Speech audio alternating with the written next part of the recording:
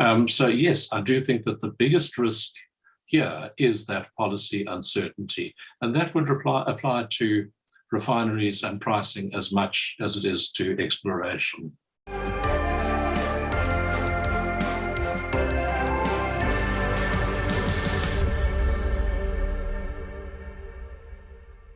How do we create an energy secure future for South Africa? Well, one answer may lie in the oil and gas industry. Joining me on the podcast today is Niall Kramer. He is a one-time executive with Shell as well as Chevron and the former CEO of the South African Oil and Gas Alliance. Niall Kramer, welcome to Solutions with David Ansara. Thank you, David. The Sapref refinery has been shut down. Why was this decision taken? Was it mostly for financial, operational reasons? And then what is going to be the impact of that on the oil and gas value chain in South Africa? Sapref is 50-50 owned by BP and Shell, and they announced their decision a few days ago to stop refining. But that has been in the talks or in the market for quite a while. So it hasn't just been an overnight decision. South Africa has got basically 4 coastal refineries, of which this is the biggest, and 2 inland refineries. And all 4 of the coastal refineries are not operating at the moment. So, and that's a function of a number of fires and some accidents. There were some deaths, and then COVID came along, and we've been operating those. Well, those refineries have been operating by importing product for quite a while now, at least 18 months, some upwards of 2 years. So in effect, from day to day, there is no step change from a consumer's point of view. Now, why is this a controversial issue at the moment? And it's because government policy has been moving towards cleaner fuels. This is the 3rd step towards that. I think it was in the mid-90s we moved to unleaded fuel. Then about 15 years ago, 15 years ago, there were announcements about these clean fuels to be to Euro standards. And at the time, the cost was reckoned to be in the region of 50 to 60 billion rand. For all refineries to upgrade, and there was no business case. In a price-controlled environment, and at that time the prices were controlled at retail and wholesale, it was very hard to make a case in the absence of committed clarity from government on how that cost would be recovered at the pump. And that's pretty much still the case. So if it were to go ahead at all refineries, which it clearly is not going to, it's probably going to be upwards of 20 cents per litre added onto the price. And the pricing mechanism in South Africa is very, very complex. And it's just a tad under half of the total price is the cost to get the fuel into the country. The rest is levies, road accident funds, general levy, wholesale, retail margins, and so on. Realistically, I know there are discussions and calls for this to be reviewed. However, realistically, in my view, the only mechanism in a price-controlled environment that this government currently has would be to reduce some of the tax take. And I think that is just, frankly, in these fiscal circumstances, completely unrealistic. They're just not going to do that. The fuel companies are incredibly efficient and well audited at collecting tax, and it's one of our biggest tax takes. And I can't see them giving that up. All right, but in terms of our ability to import the fuel that we need, this is going to now increase our dependence on imported fuel. We are going to be vulnerable to fluctuations in the currency. That means if, for example, we had a dramatic weakening of the rand, that might see energy prices locally shoot up. Currently, we do have a healthy current account surplus since about the last quarter of 2020, but that does make us vulnerable to the fluctuations in global currency markets and energy markets as well? Either way, we're going to be subject to those. We've always been subject to international prices on the international markets. So there isn't any real step change here. If there are some risks, I'm not saying there are no risks, and those would be to jobs. There would be a significant impact to the supply chain, to the refineries that don't start up and operate again as refineries. There'd be all the obvious socioeconomic risks going with along with jobs. But in my view, the energy security risk is spoken about, but it's a low probability, very high impact risk if it were to happen. The pricing risk it basically is what it is. It's an international product. If there is a very significant risk, it is the longer term risk of government not providing clear, certain, and attractive policy framework. And you see it here in the pricing formula, how the cost could be recovered. And you see it in the upstream petroleum exploration arena as well. You see it in the lack of clarity around the importation of LNG.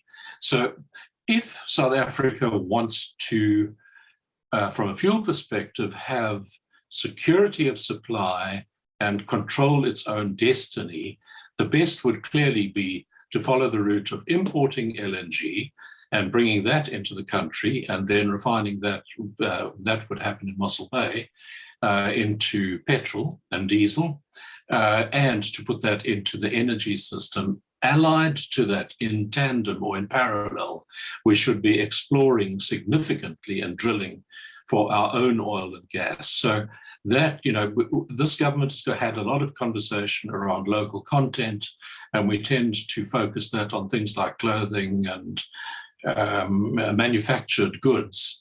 But the best local content we can do would be to get local gas out of local ground and refine it locally. So the risk there is if we don't have refining capacity, we won't be able to refine that.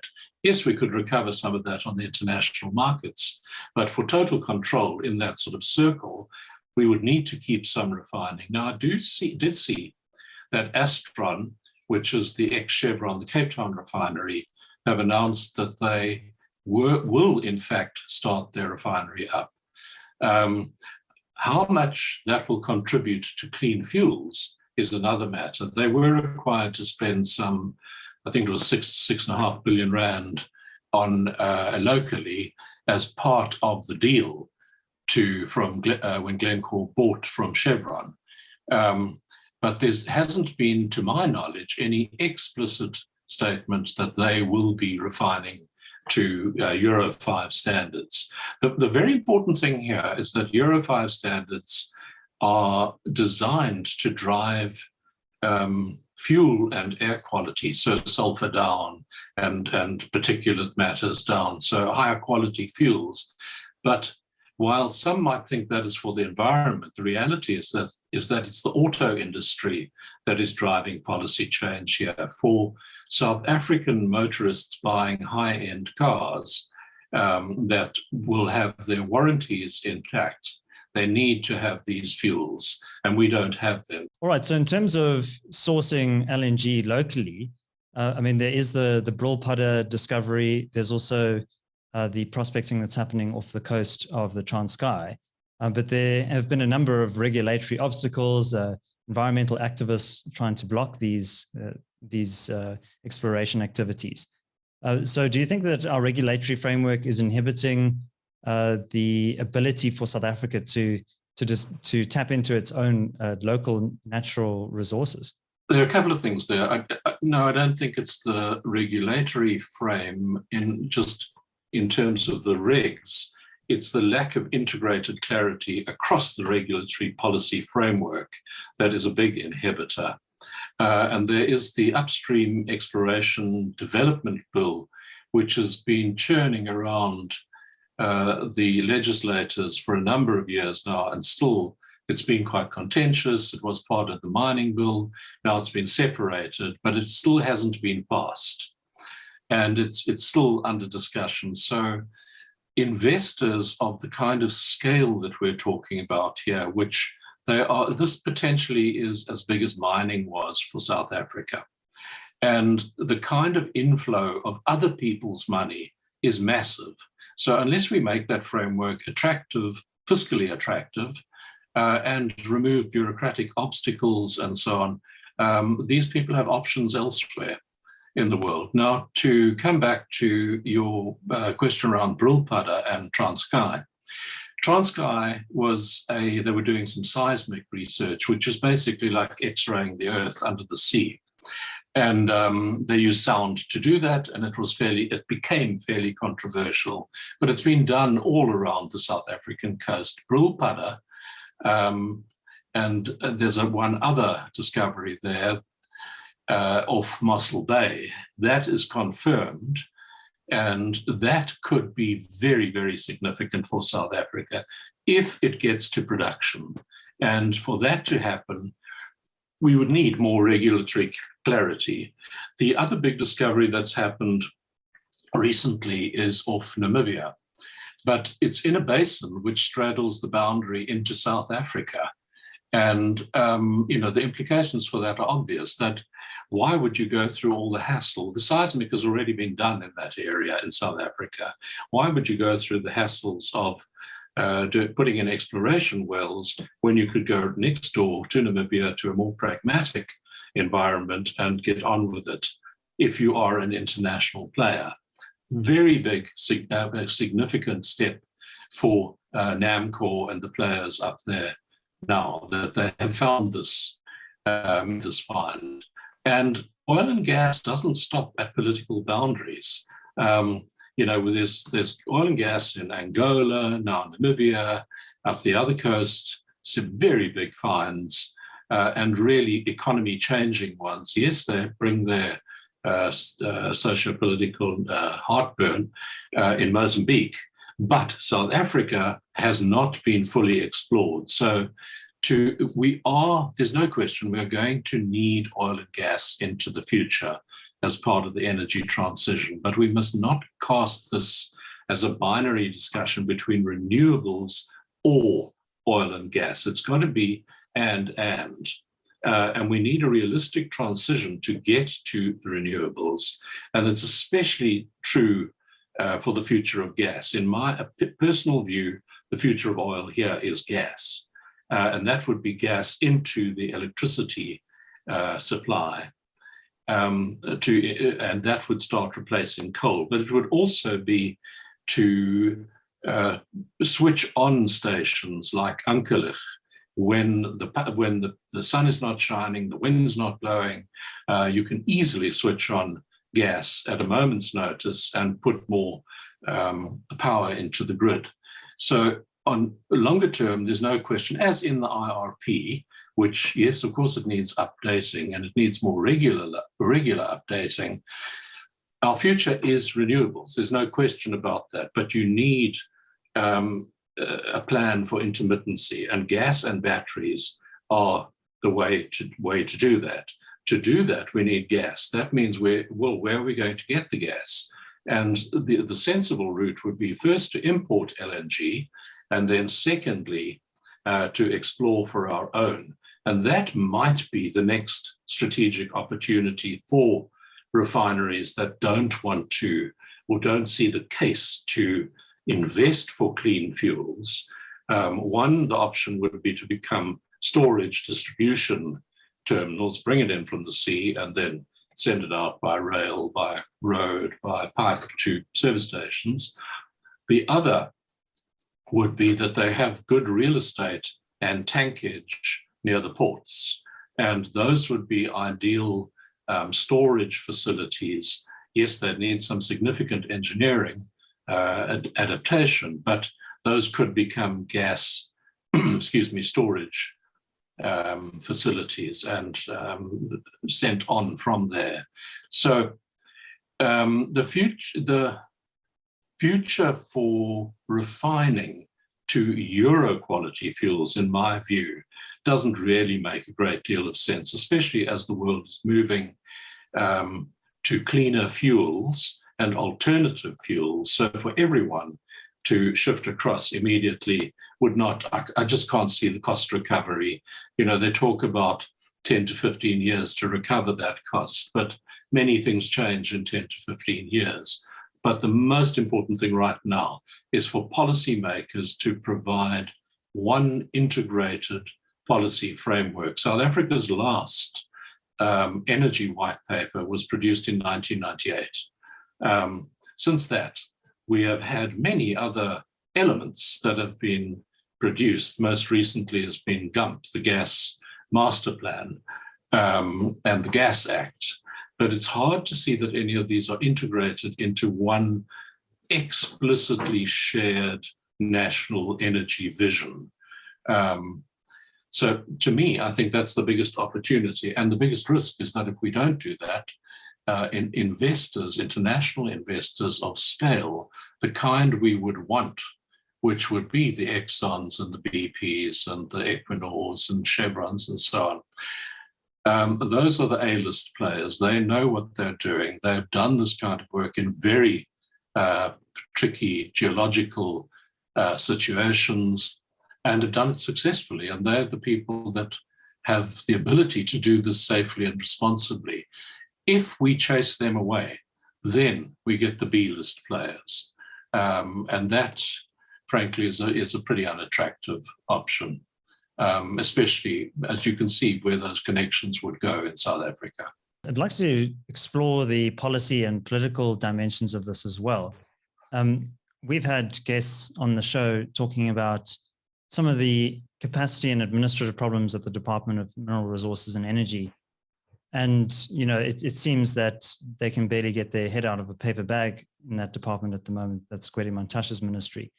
Do you think that that department is sufficiently capacitated, one, and also aligned politically with the objectives that have been laid out by the president in his recent State of the Nation address? It seems to me that there's a bit of a misalignment there in terms of the policy goals, because on the one hand, the president's talking about the green transition. On the other hand, you have Minister Mantashe criticizing renewables. I think he has some quite cogent arguments actually around, we need to preserve our baseload capacity in South Africa.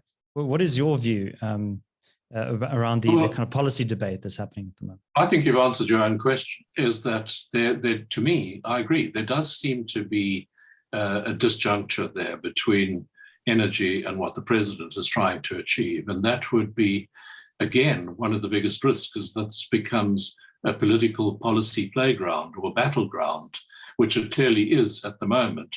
Where I would disagree with the way you cast the question is that it's not so much about the president wanting green and the minister wanting basically coal. And we need to separate. Coal and gas are two totally different things. Yes, they're fossil fuels, but coal has a much more benign footprint. But now, having said that, the issue is not this or that. It's how do we get realistically from where we are now into the future? And that's the map that needs to be explicitly developed through instruments like the IRP, that we can go from basically from coal on one end to renewables on the other largely. But how do we get there? We need to have gas and other forms in between. So from an energy transition, ideal energy mix point of view, we need to guard against having this as a this or that equation. It needs to be this and that. And then gradually one would slip away. I'm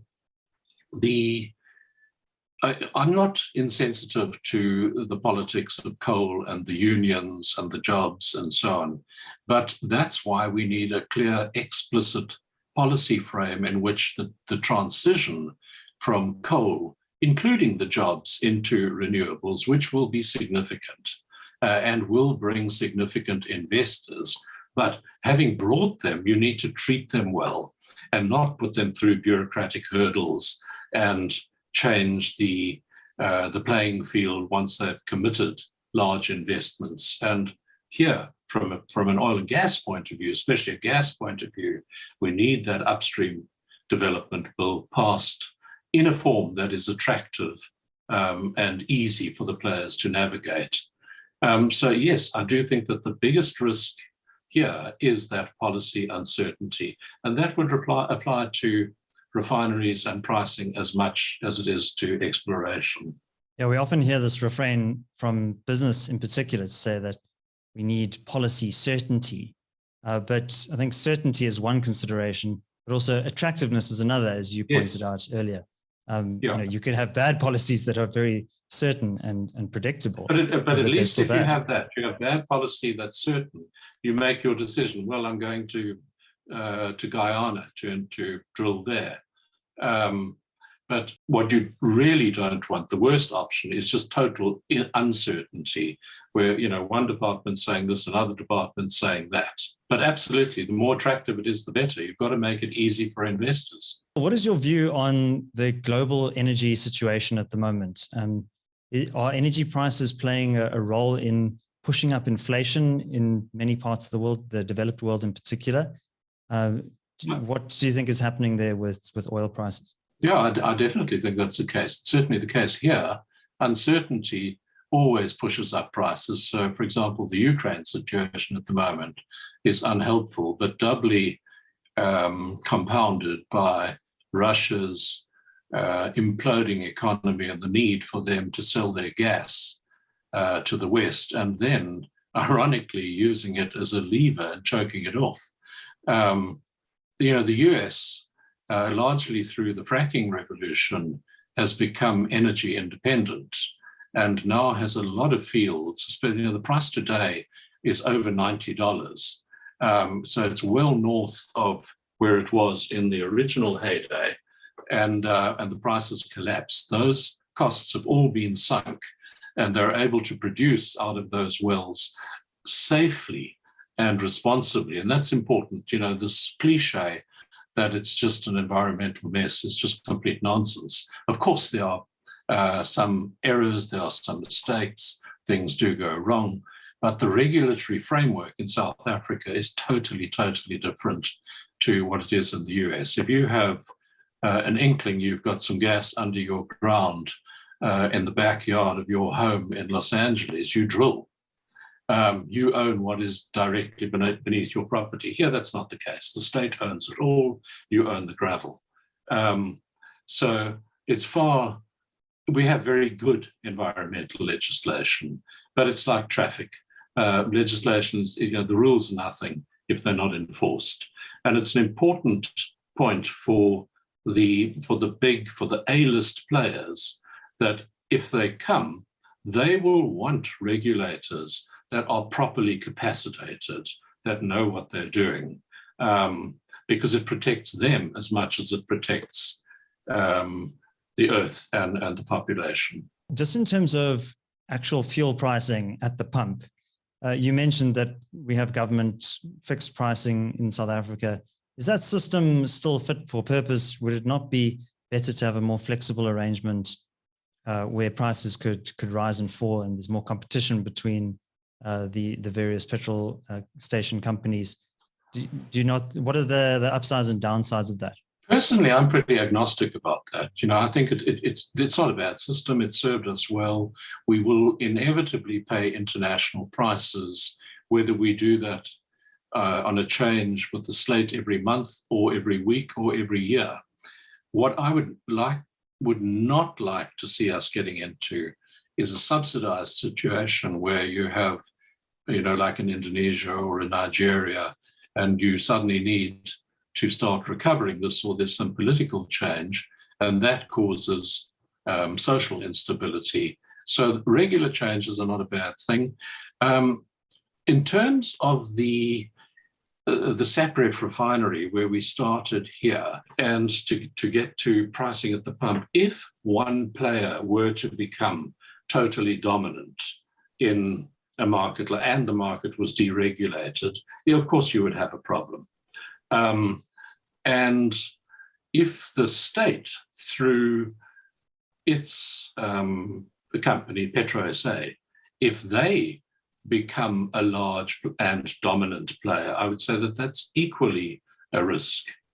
Okay, and I mean, PetroSA, I mean, a lot of state-owned enterprises in South Africa have been very badly mismanaged. I mean, there were issues there going all the way back, I think, to the early to mid 2000s. What role does PetroSA play, and is it living up to its mandate?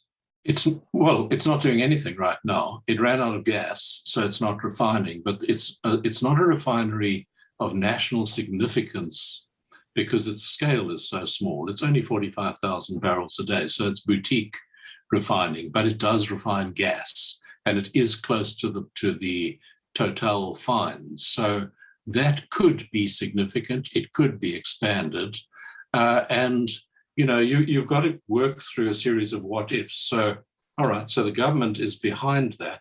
There's national pride and ego and all kinds of things attached to that. Well, what if they then went and made an offer to Sapref for their, 180 or something thousand barrels a day? That would make them a very, very significant player, probably make Treasury and you and I as taxpayers very unhappy. But the simple, just flick a switch deregulation of the market at the pump is not necessarily an answer. Prices could go up as equally as they go down. But that also introduces the possibility of more competition. So you might have a dominant player, but then they get exposed on their flanks. Yeah, you've got to be sure that you've got that competition, though. And we don't have a spectacularly good track record on, managing SOEs along business principles and being competitive. Okay, and in terms of what you would recommend, if you had a magic wand that you could change the kind of regulatory framework, and what are the kind of the big issues that you would like to see resolved in South Africa, and what does the future of our energy mix look like? Longer term, it would be mostly renewables. In the interim, it would have gas for variability. In the short term, we would need to import LNG as feedstock into the electricity system. Regarding fuels for the average motorist, which is petrol and diesel, I'm putting aside things like jet fuel, kerosene, asphalt, and so on. And those are issues if you have to import all of those products.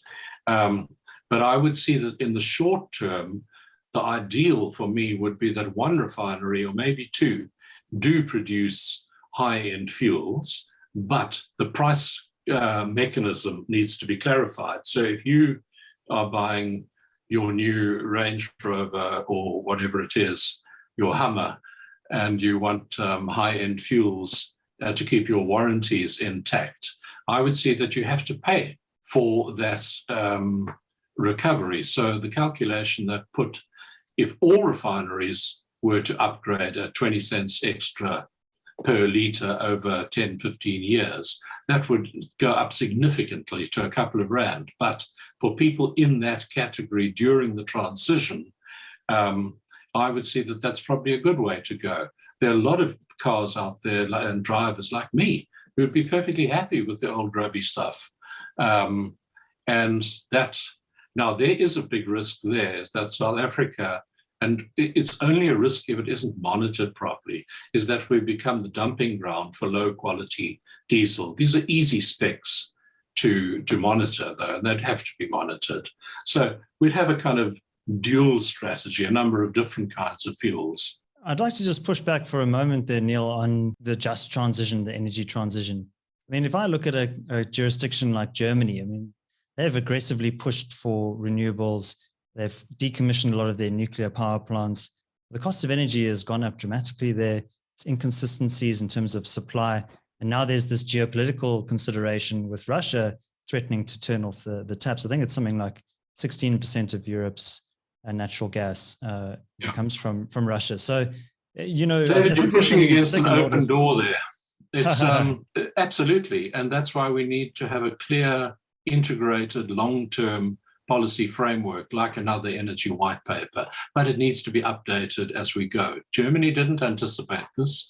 They went hell for leather into renewables, and now they're looking for coal again because it's just simply that is so much more expensive. And they're subsidizing those renewables. But that is an even bigger risk for South Africa because we don't have neighbors on a grid that is integrated. So when Germany starts running out of juice, they phone up France and say, send us some of the nukes.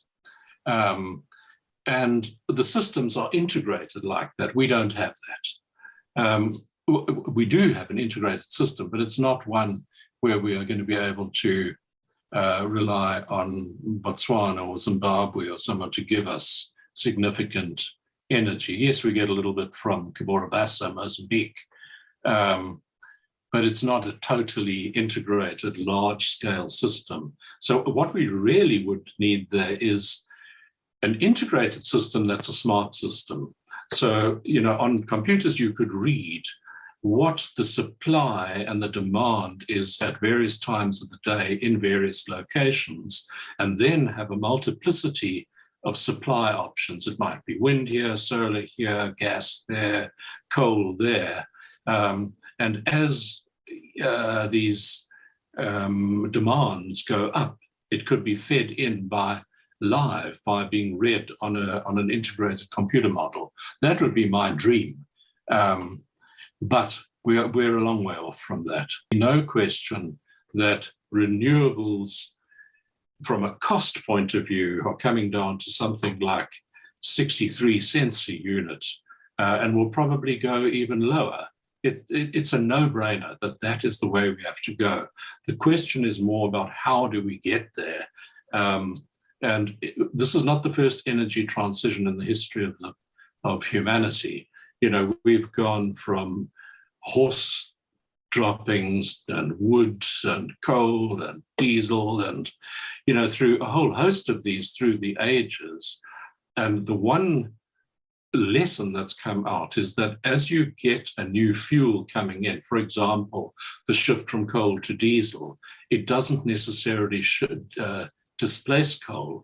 It adds capacity to a total system, and other forms of activity that need energy come into play. So from a climate point of view, there's no question that as that demand increases, we need to increase the supply of renewables very, very significantly.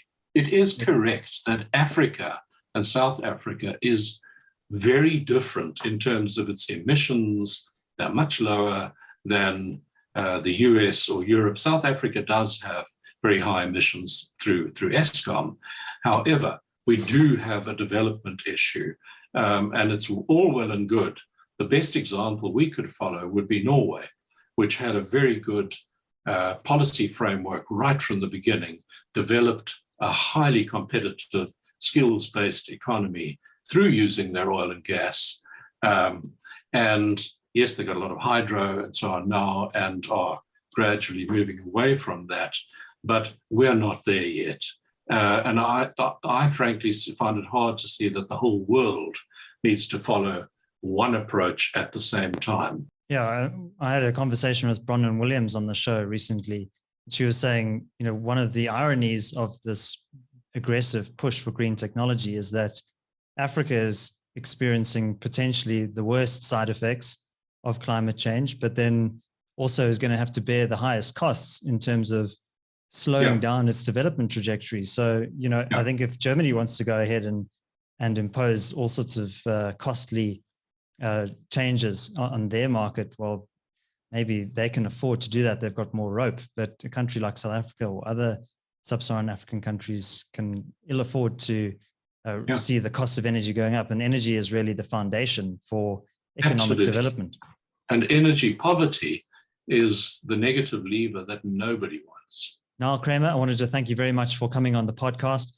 I think oil and gas in particular is going to be a critical part of our energy mix in the future.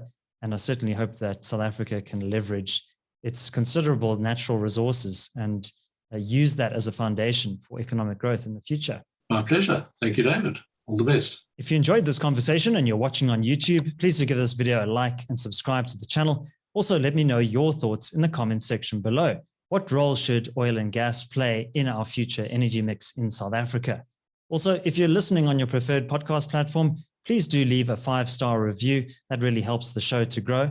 Also, a reminder that I have a personal newsletter, which I release every Saturday. It's mostly reflections on these podcast episodes, as well as thoughts on books and articles that I'm reading and other content that I'm consuming.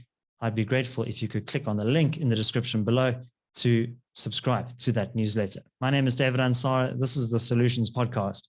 Until next time, take care.